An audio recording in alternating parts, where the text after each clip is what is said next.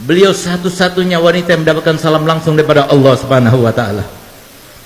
Kenapa demikian? Beliau wanita yang sangat istimewa.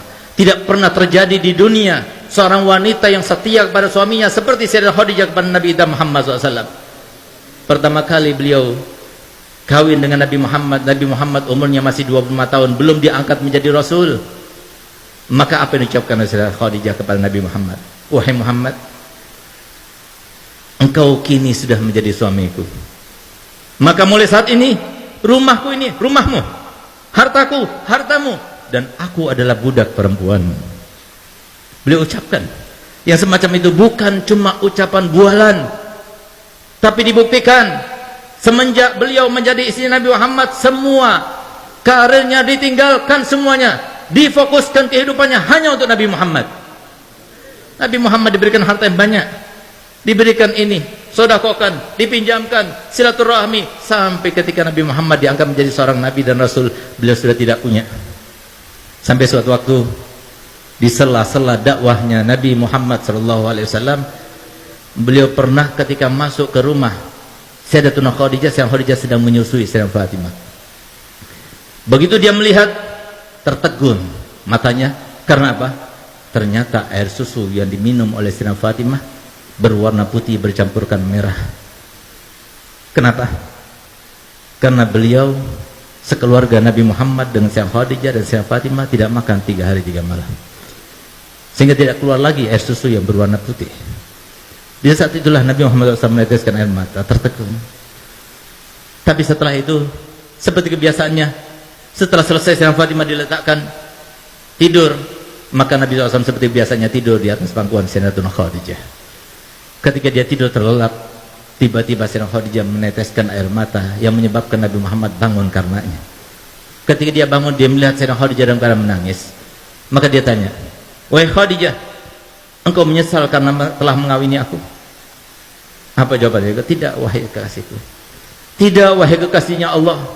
Aku menangis karena dulu waktu aku kaya, karena dulu waktu aku berpengaruh, karena dulu waktu aku punya, aku kerahkan semua yang aku punya untukmu, untuk dakwahmu. Sekarang aku tidak punya apa-apa. Aku yang membantumu, aku tidak punya apa-apa.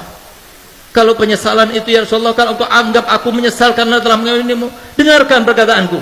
Kalau seumpama aku sudah meninggal dunia, sementara engkau masih membutuhkan biaya, engkau tidak mendapatkan biaya itu, galilah kuburanku, ambillah tulang belulangku, rakitlah, gunakan untuk sampanmu, untuk jadikan sebagai rakitmu, untuk perjalanan dakwahmu. Kalau engkau mau, pergilah ke pasar, juallah, dan hasil penjualannya kau gunakan untuk biaya dakwahmu." Sayyidah Khadijah bukan cuma bualan saja.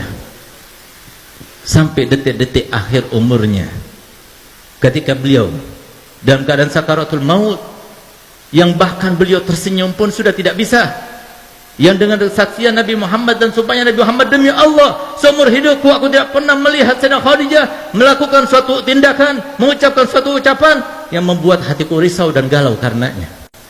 Demi Allah, aku tidak pernah menginginkan sesuatu untuk dilakukan oleh Sayyidah Khadijah kecuali sebelum aku utarakan, beliau sudah melakukannya untukku." Beliaulah, ketika beliau dalam keadaan menanggung rasa sakit yang luar biasa ketika sakaratul maut, maka beliau meneteskan air mata di depan Sayyidatuna Fatimah dan Sayyidatuna Ummu Kulsum yang hanya berduaan yang menjaganya Sayyidah Khadijah. Di saat itulah, ketika melihat tetesan air mata, maka Sayyidah Fatimah berkata kepada ibundanya, "Ibu, engkau merasakan sakit karena sakitmu?"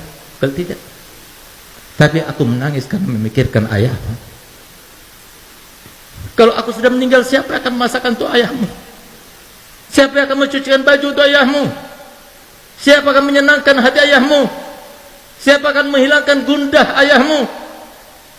Maka Sayyidah Fatimah berkata, "Ibu, semua yang kau lakukan, aku akan melakukannya untuk ayahku." Subhanallah, sehingga pantas Sayyidah Fatimah dijuluki oleh ayahnya Ummu Abiha, ibu dari ayahnya sendiri.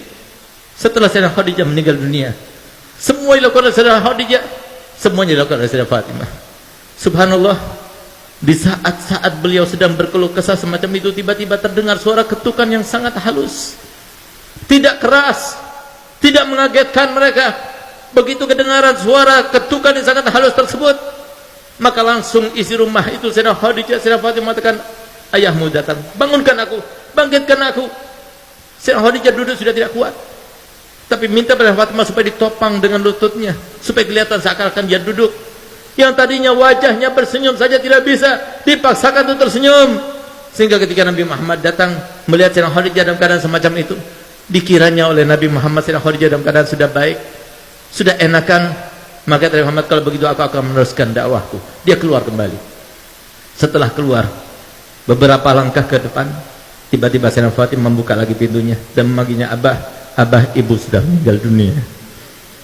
Sampai detik-detik akhirnya tidak mau melihat Nabi SAW dalam keadaan risau. Inilah akhlak ahlul bait. Ini akhlak yang diajarkan Nabi Muhammad SAW kepada anaknya, kepada istrinya. Semuanya berkorban untuk apa? Meraih ridhonya Allah. Mahal.